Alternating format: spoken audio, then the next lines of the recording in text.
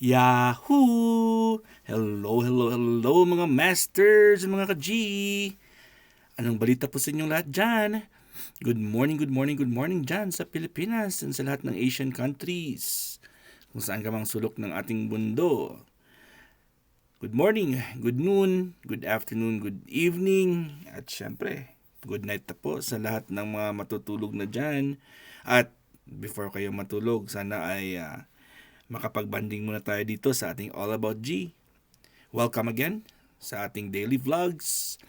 So ito po yung ating G ay super talaga active ngayon. Ay bababa natin muna to yung kanyang humidifier at buksan natin yung kanyang cage. So mga masters at mga ka-G, anong ating dyan? Ano ang mga latest? Anong mga ganap natin? Today is another beautiful day. At dahil ay nandito na naman tayo sa ating All About G, ay hahanap na naman tayo ng isang content kung saan tayo ay magdi-discuss at mag-share na naman po ako ng panibagong ideas sa mga nakapagsubaybay na po sa akin ever since noon, nung maliit pa, nung bata pa si G, ay meron ako mga lectures at meron din akong mga important na mga tips about health na binibigay. At iba po ay inuulit-ulit na natin kasi iba-iba naman yung ating audience. Lagyan muna natin ng tubig si G. Ito po ay warm water. 5 gallons pong ilalagay natin dito kasi medyo malaki-laki na po yung kanyang swimming pool. So ang G natin ay naghihintay at medyo tayo sa labas. Sunny na at natatamaan na po si G ng sunlight. So ito po, hindi muna natin pupunuin. Kasi magpo-pops naman yan ang G natin. Pag nag-pops yan, ay sigurado pong papalitan natin yung tubig. So for now, ito lang muna yung ilalagay nating amount ng tubig. Alright mga masters, ito po yung ating topic for today. So na-discuss ko na po ito last time, pero kailangan lang po natin talagang stress out po ito. Alright, sino pa sa inyo dyan ang may mga ang feeling na kung minsan po ay madali po silang magkasipon, nagkaubo, at yung may mga difficulty of breathing dahil po ay feeling nila ay barado po yung kanilang lalamunan, ang kanilang mga lungs, at kung minsan po ay may mga sinus congestions. So yung sinus congestions po ay yung sa gilid ng ating ilong, di ba? Parang baradong-barado po yan, yung papunta sa at hindi tayo makahinga ng mabuti. Ano kaya ang mga reasons kung bakit tayo may mga ganyan? So mga masters, mga ka-G, sit back and relax po at tayo ay magle-lecture ulit tungkol sa mucus and phlegm na nagbabara po sa ating circulation at sa ating respiration. Alright, so let's go with to our proper lecture. Mga masters at mga ka-G, ang ating dugo po ay kailangan po yan na dadaloy ng smooth sa ating sirkulasyon. So, ang ating dugo ay maraming components yan. May plasma, may hemoglobin, iron, mga ganun yan, may mga red blood cells. So, may mga white blood cells din po tayo. At mayroon yan kasamang tubig. Meron din kasamang mga nutrients. May mga kasama din yung oxygen sa pagdaloy. So, ang importante po kasi, pag dumadalo yung dugo natin, ay ang pressure ng heart natin. Kasi yung heart po natin yung pupush at nagpa-pump niyan. Katulad po ng sasakyan, 'di ba? Merong pump, nagpa-pump 'yan. Ang motor, hindi mo nagpa-pumping ka para nag-accelerator ka po. Okay? Para po ay gumalaw yung inyong sasakyan. So pag inaapakan mo yung gasolinador or yung accelerator, lalo na kung naka-primera, segunda, tercera ka sa sasakyan, o kung ano man yang gear, yung iyong kung saan ka mang gear na naroroon, depende yan sa speed mo. Hindi naman pwede na pag start mo fifth gear ka na agad. Kailangan talagang dahan-dahan po yan from first gear, and then mag-shift ka second gear. Kung hindi medyo mabilis yung takbo mo, hindi ka naman pwede mag third gear.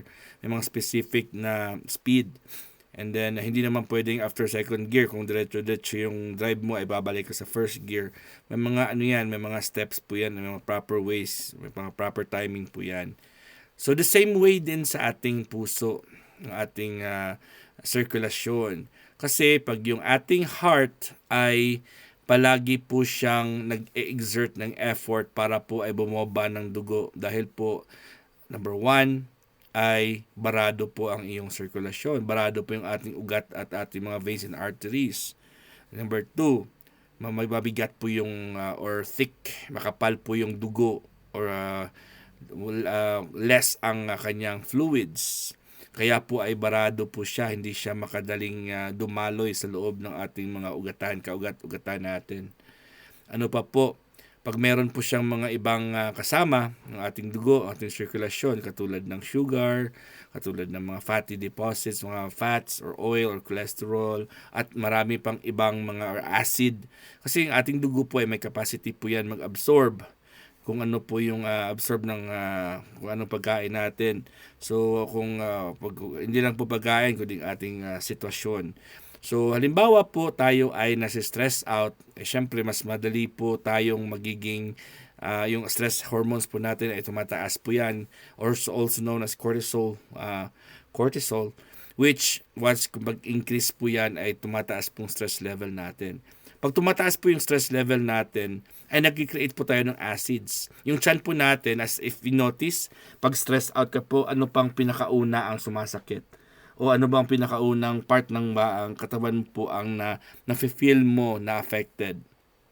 Kung ang sagot mo po ay stomach or tiyan, or shall we say, generalize natin, digestive system, tama ka po. Dahil po, once na stress po tayo, ay parang 'di ba parang may butterflies ka po sa iyong stomach, 'di ba na ano niyo po 'yan, naranasan niyo po 'yun yung bata pa tayo, yung meron kang first crush, yung meet mo yung first crush mo. Ano ba yung nangyayari? Parang merong butterfly sa loob ng tiyan mo, parang kinikilig ka na medyo na ano ka, yung parang bumibilis yung galaw ng inyong mga intestines, mga bituka natin.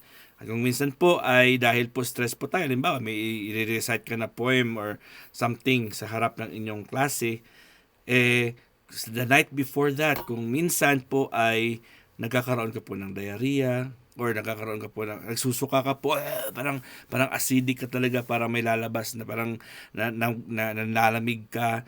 Yun, di ba? So maraming mga mga coping mechanisms po yan. Let's say mga effects kung stress po tayo at kung meron po tayong mataas pong cortisol natin. So ano ba yung pinaka-importante diyan? Kailangan po tayo talaga na panatilihin po nating normal level po tayo sa ating blood pH. Hindi lang po sa blood pH kundi sa ating stomach pH natin, yung ating acidity. Acidic, mas lalong dapat maging acidic po yung sa tiyan natin. And then yung ating blood pH na dadaloy po sa ating mga organs ay dapat 7.35 to 7.45 lang po yan. So ano ba yung mga importanteng gawin natin para hindi po tayo magkakaroon ng accumulation ng phlegm and mucus? So ang pinakauna po talaga, connected pa rin po yung mga lecture ko. Siyempre yun na yung habang umiinom ka po, habang kumakain ka po ay umiinom ka. Ayun, nakala po natin ay ano lang yun, para ma-absorb lang yung pagkain. Siyempre pag umiinom ka yung inyong gastric juices, sara natin muna ibenta ang pertahan. So, siyempre gastric juices mo po ay maging diluted na, hindi na siya kasing mabisa compared sa purong enzymes at gastric juices. So, pag uminom ka na habang kumakain, yung pagkain po na kinakain mo po ay magiging viscous yan or magiging makapal. Pag pumasok na po sa tiyan, yung ating gastric juices po ay hindi enough kasi weak po siya kasi naglagay ka ng tubig. So, nalulus po yung kanyang consistency. Pagdating na pagkain dyan, ay hindi niya matutunaw yung pagkain. Kung minsan po ay nag-create po yun ng phlemas. Bakit phlemas? Kasi yung kinain mo ay hindi na-absorb at yung fluids at saka yung anong component ng linagay mo dyan, pag hindi po siya na-absorb, siya po ay magsa-stack up po or hindi po siya magiging ating enzymes po ay hindi magiging effective para i-metabolize po siya. So ang ending po, ang end product po or ang raw material ay pwede po siyang i-absorb ng ating katawan sa pamamagitan ng digestion, sa pamamagitan ng pagdunok mo, kung ano po yung mga organs natin na involved, kung ano po yung sa tiyan natin, ay i-absorb po nila yan. After 4 to 6 hours, mag-absorb po yan. Kasi kailangan na naman ng katawan natin ng another source of energy, another batch or of activities. So kailangan po natin talaga na magagana po yung ating mga enzymes. So anong dapat natin gawin? Paulit-ulit lang naman ito is avoid drinking liquids during your meals. Uminom ka 1 hour before, uminom ka 1 hour after. So yun yung pinakaunang tip natin para po tayo ay maiwasan natin ng phlegm and mucus. Ikalawa po, mga masters, is exercise. As much as possible po, mga masters, mga ka-G ha. Sorry, hindi ko na mention yung mga ka-G. Ay kailangan po natin mag-exercise dahil pong purpose po ng exercise ay para po ay dadaloy po ang ating sirkulasyon. So sa mga hindi po gumagalaw dyan o nakaupo lang, kahit po nakaupo po kayo, mag-try po kayong galaw-galawin nyo po mga muscles nyo, yung likod nyo, pa-cupping nyo. Yung cupping na parang kamay mo na nag-ano lang po, parang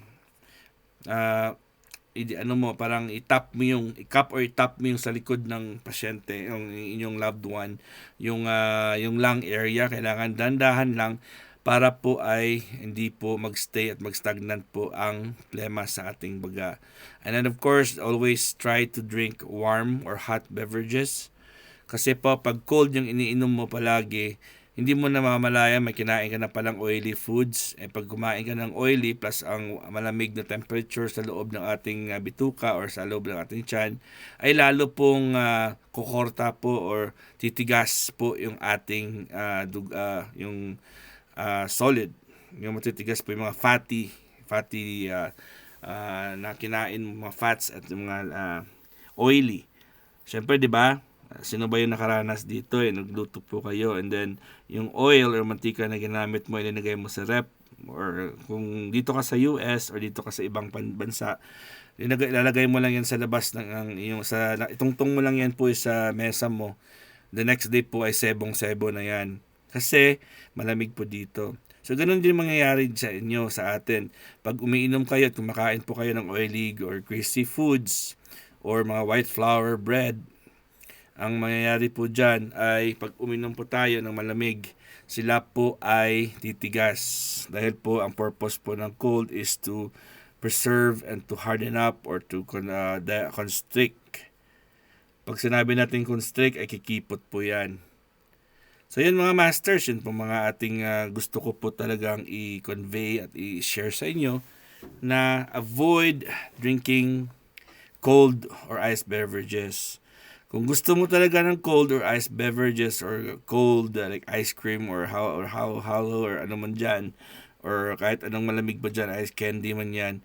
So, ang mangyayari pag hindi mo talaga kinain mo yan na bilog or malamig pa, ay talagang kukorta yan o talagang titigas yan yung mga pathway kung saan dumaan yung oil and grease at saka yung mga fatty foods na kinain mo. Diba mga masters at mga ka-G? Common sense lang naman po yan. So, yung ating kasi tinuturo dito ay basics. So, hindi na po tayo kailangan magpaligoy-ligoy pa. Ituro lang po natin kung paano gumalaw at gumagana yung ating human body, yung system ng katawan po natin.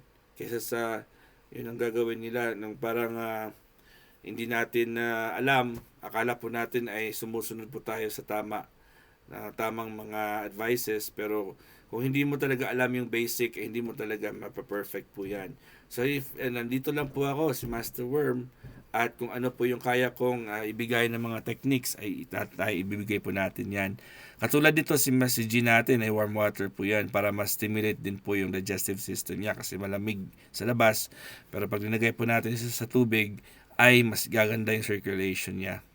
So ito din yung importante sa atin mga masters at mga ka-G. Kailangan po natin alamin yung ating sakit, kung ano po yung mga natural causes po niyan. At hindi po tayo dapat uminom agad ng mga gamot or mga pain medications. So mga masters and mga ka-G, wala na ba tayong choice at tayo mag-i-end na rin dahil 15 minutes lang po tayo. Kita-kits po sa susunod nating mga All About G. God is great! Yahoo!